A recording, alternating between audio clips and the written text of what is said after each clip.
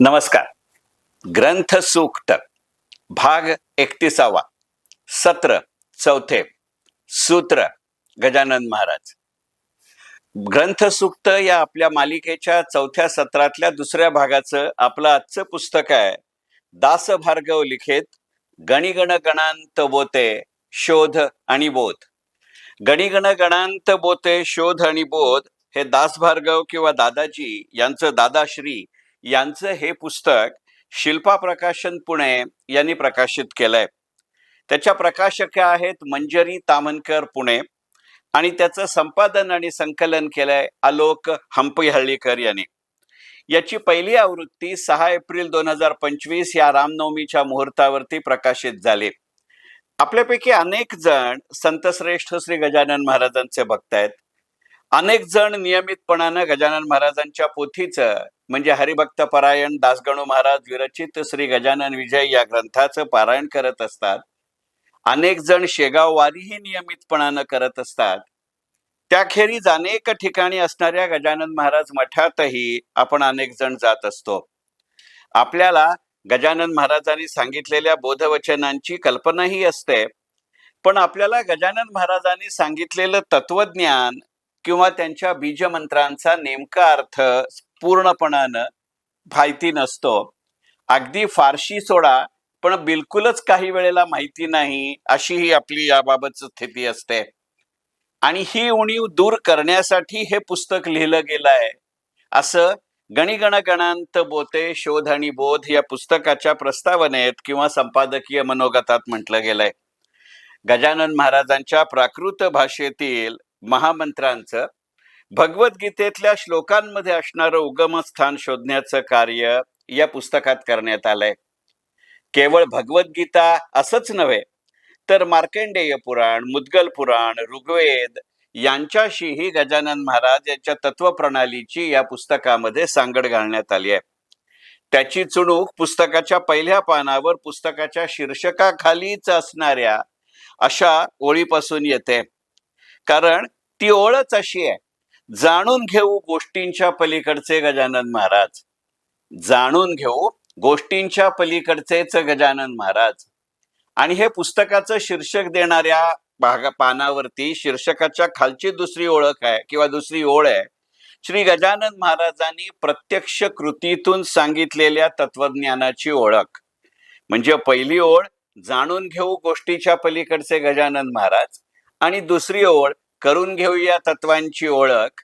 या दोन ओळीतनं शीर्षका इतकंच या पुस्तकामध्ये काय असेल याचं स्पष्टीकरण वाचकाला मिळतं.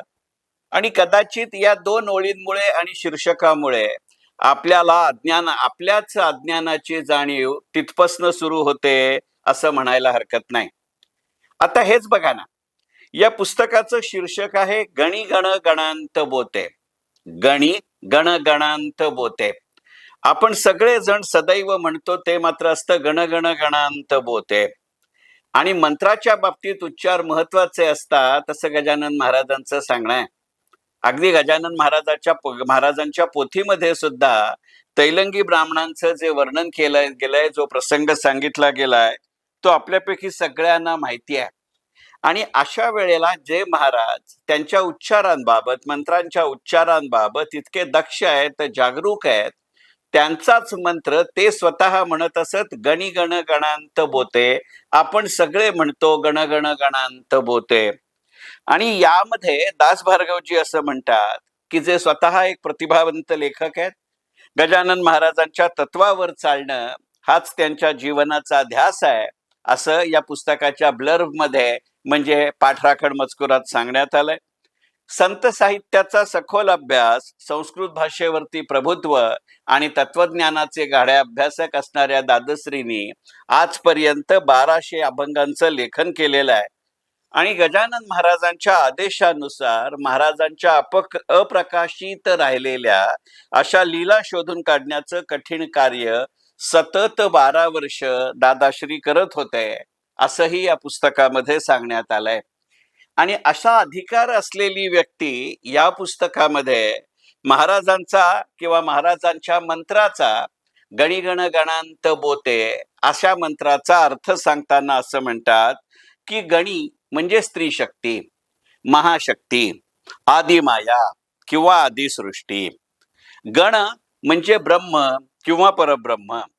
गणांत हा शब्द गण आणि आता या दोन शब्दांच्या माध्यमातून किंवा संगमातून बनतो आणि तो शरीराच्या आत असणाऱ्या आत्म्यासाठी वापरलेला शब्द आहे, असं गणिगण गणांत बोते शोध आणि बोध या पुस्तकात सांगण्यात आलंय. आणि बोते याचा अर्थ मनन करा आणि हा शब्द संबोधनात्मक अनुभवात्मक असा आहे असं या पुस्तकात सांगण्यात आलंय.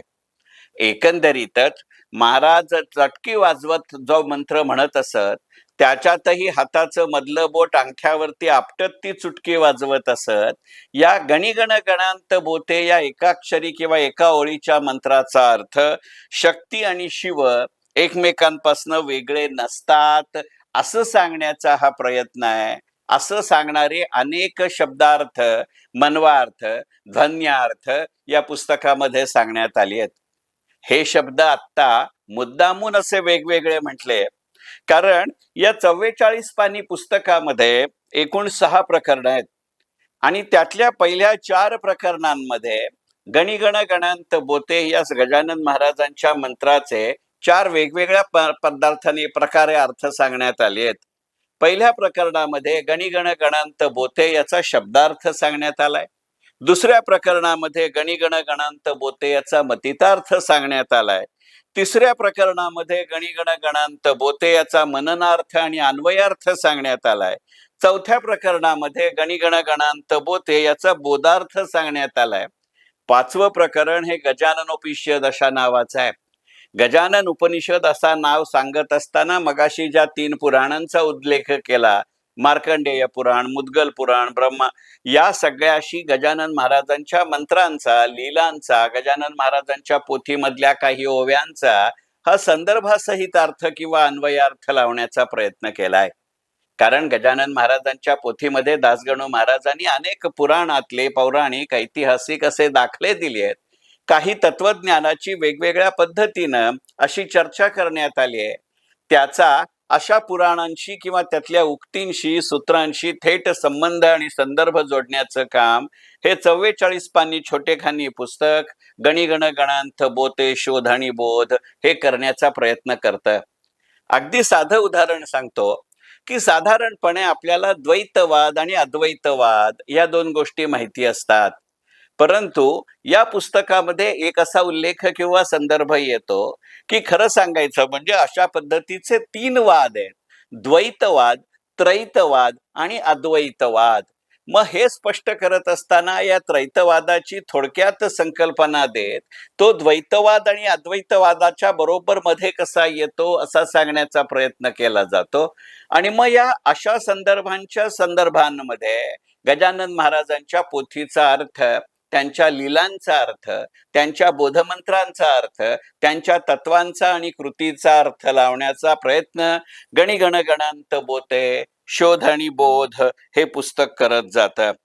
गजानन महाराजांनी सर्वांसाठी सांगितलेला सोपा मार्ग म्हणजे सगुणाकडून निर्गुणाकडे जा असं सांगण्याचा अर्थ आहे असा विचार या पुस्तकामध्ये मांडलाय. या पुस्तकाच्या शेवटच्या 2 पानांमध्ये गणिगण गणांत बोतेच्या व्यतिरिक्त गजानन महाराजांनी सांगितलेले वेगवेगळे 11 मंत्र सांगण्यात आले आहेत. मोकळेपणाने सांगतो की याच्या आधी हे मंत्र मी कुठेही वाचले नव्हते आणि म्हणून या आपल्या सत्रामध्ये, आजच्या व्हिडिओमध्ये मी गणिगण गणांत बोते या पुस्तकाचा आवर्जून उल्लेख केला. केवळ ते 44 पानी छोटेखानी पुस्तके अशातला भाग नाही, परंतु अशा पद्धतीची संदर्भ मूल्य त्या भक्तांना, वाचकांना वाचायला आवडतील याविषयी माझ्या मनामध्ये कोणतीही शंका नाही. आता हे शब्द किंवा ही भाषा नेमकी कुठची असा प्रश्न तुमच्या माझ्यासारख्या सर्वसामान्य वाचकाला पडू शकतो. हे अगदी उघड आहे. म्हणजे गित्तै पुस्तम बोबैधुरामा चित्तै पुस्तम बोबैधुरामा रामे गणांत गीण बोते शित्ते गणांत गीण बोते जत्तै गणांत गीण बोते गित्तै पुस्तम बोबैधुरामा चित्तै पुस्तम बोबैधुरामा असा एक मंत्र दिलाय. मोकळेपणाने सांगतो, मला पटकन ही भाषा कुठची आहे हे कळलं नाही, पण त्याचा खाली फार छान अर्थ दिलाय की शास्त्राचा म्हणजे गीत्तै पुस्तम असा अभ्यास केला तर रामाचा बोध झाला. चित्ताचा म्हणजे चित्तै पुस्तम वरच्या मंत्रातला अभ्यास केला तेव्हाही रामाचाच बोध झाला. आत्मा आणि राम म्हणजे परमात्मा यांची एकातच गणना करा आणि त्यांना जाणून घ्या. सित्तय म्हणजे सीता किंवा प्रकृती, माया ही देखील आत्म्याहून भिन्न नाही. तेव्हा माया, ब्रह्म, आत्मा एकच आहेत हे जाणून घ्या. जैत्य म्हणजे जे जे काही दिसत आहे ते देखील आत्म्याहून भिन्न नाही. म्हणजेच ब्रह्मच जगाच्या जड आणि चेतन रूपानं सगुण झाला आहे असं तात्विक चर्चा या पुस्तकामध्ये जरूर आहे. त्यामुळे तुमच्या माझ्यासारख्या सर्वसामान्य भाविकाला आणि वाचकाला या तत्वार्थाचा किती गम्य होईल हा भाग वेगळा. परंतु गजानन महाराजांची पोथी वाचत असताना साधारणपणे ज्या तत्वज्ञानाचा विचारही आपल्या मनामध्ये येत नाही असे काही मुद्दे अत्यंत मोजक्या शब्दामध्ये या पुस्तकामध्ये सांगितले आहेत. हे या पुस्तकाचं वैशिष्ट्य आहे. आणि म्हणून आजच्या व्हिडिओचा विषय गणिगण गणांत बोते, शोध आणि बोध. लेखक दास भार्गव किंवा दादाश्री, प्रकाशक शिल्पा प्रकाशन पुणे किंवा प्रकाशिका मंजरी धामणकर पुणे. या पुस्तकाचं संपादन आणि संकलन केलंय आलोक हंपीहळ्ळीकर यांनी. या पुस्तकाचं शीर्षक गणिगण गणांत बोते, शोध आणि बोध, ग्रंथ सूक्त. मनपूर्वक धन्यवाद.